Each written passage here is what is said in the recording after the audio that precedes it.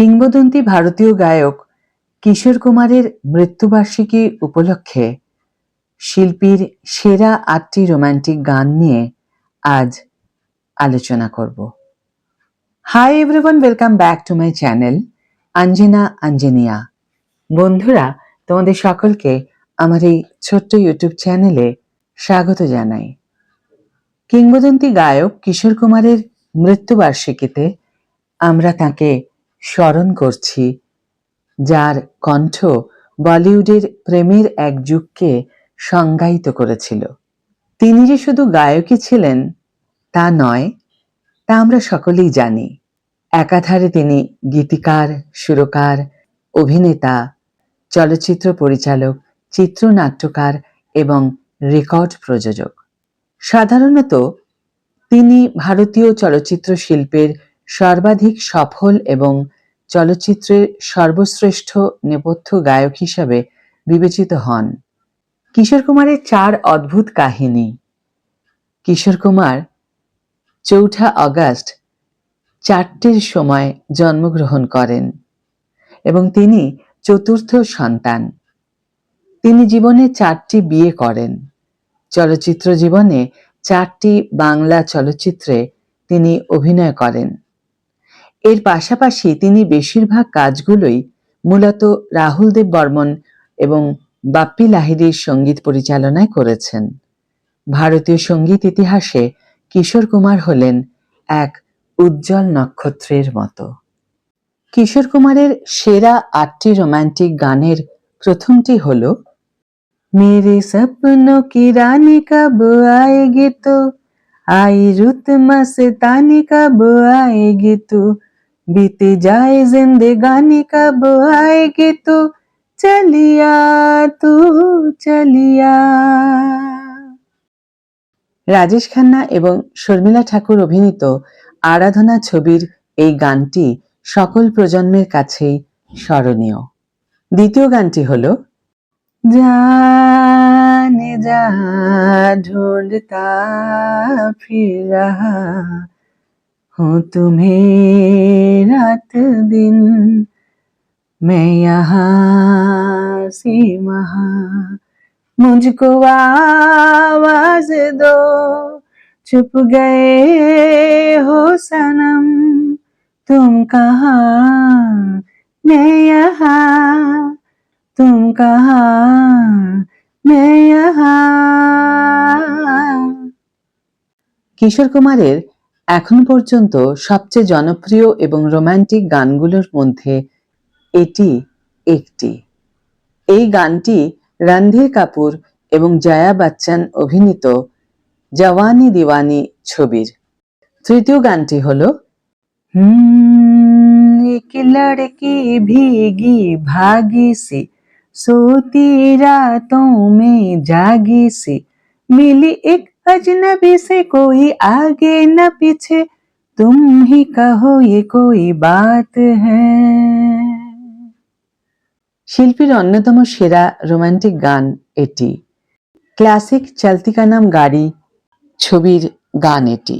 ছবিতে অশোক কুমার, মধুবালা এবং কিশোর কুমার অভিনয় করেছেন। পরবর্তী গানটি एक मैं और एक तू, दोनों मिले इस तरह, और जो तन मन में हो रहा है ये तो होना ही था। কিশোর কুমারের কণ্ঠের সাথে আশা ভোঁসলের কণ্ঠস্বর এই গানটিকে প্রজন্মের পর প্রজন্ম ধরে স্মরণীয় করে তুলেছে।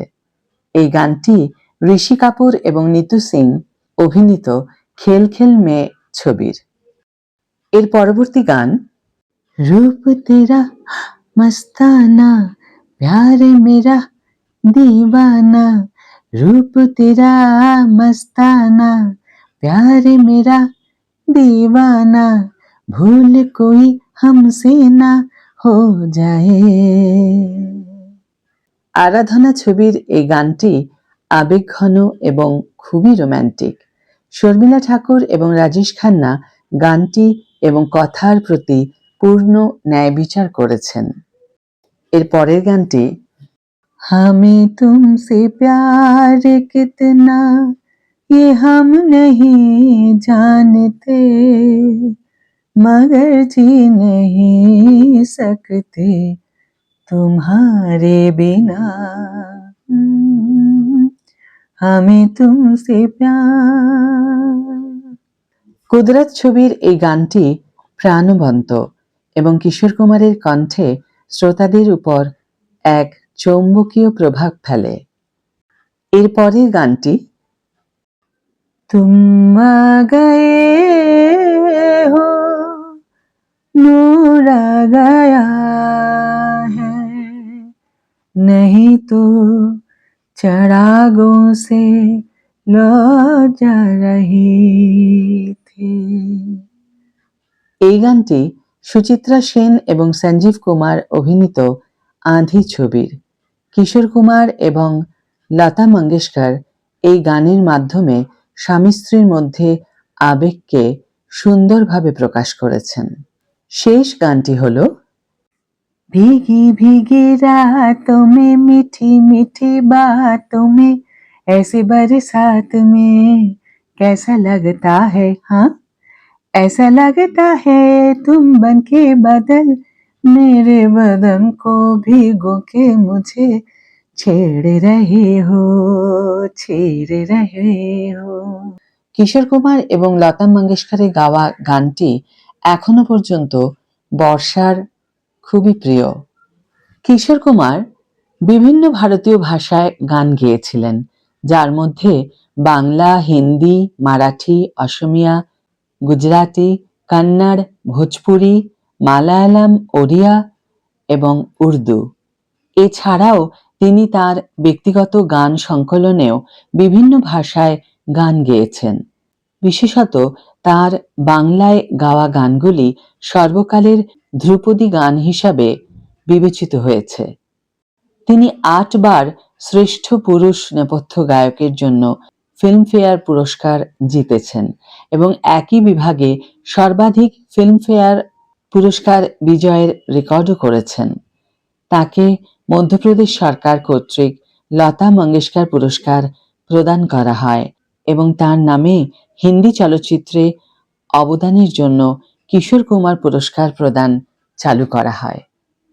সাধারণত গায়ক হিসাবে তাকে দেখা হলেও তিনি হিন্দি চলচ্চিত্র জগতের একজন গুরুত্বপূর্ণ অভিনেতাও ছিলেন।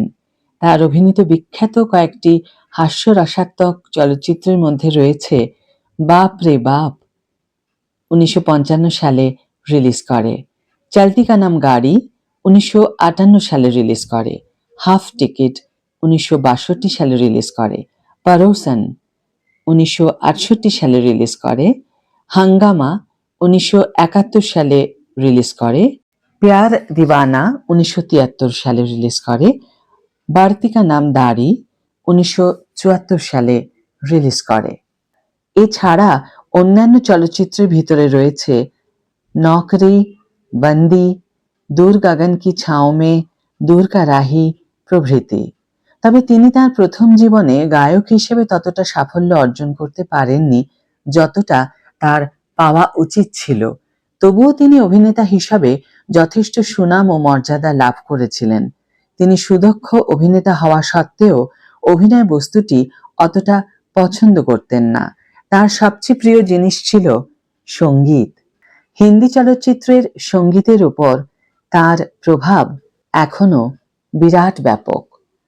বর্তমানকালে প্রতিষ্ঠিত অনেক গায়ক যেমন কুমার শানু, অভিজিৎ, বাবুল সুপ্রিয়, অমিত কুমার, কে প্রমুখ তাদের ক্যারিয়ারের প্রথম দিকে কিশোর কুমারের গানগুলো গাইতেন। তার গানের পুনর্নির্মাণ ও পুনঃমিশ্রণ বাজারে প্রচুর পাওয়া যায়। তার গাওয়া গানগুলো এখনো সঙ্গীতপ্রেমী মানুষদের মধ্যে অনুপ্রেরণা। এখনো অনেক শিল্পী তার গাওয়া গানগুলো করার চেষ্টা করেন। হিন্দি ও বাংলা ভাষায় গানে তিনি নতুন যুগের সূচনা করেন। সর্বোপরি এখনো পর্যন্ত হিন্দি ও বাংলা সঙ্গীত জগতে তার প্রভাব ব্যাপক। তিনি ছিলেন প্রকৃত একজন দার্শনিক। তার স্বভাব ছিল শিশুসুলভ।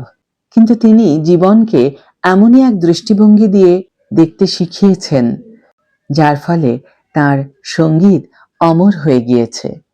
কিশোর কুমার সর্বমোট 2703টি গান গেয়েছেন, যার মধ্যে 1188টি হিন্দি চলচ্চিত্রে, 156টি বাংলা এবং 8টি তেলুগু ভাষায়।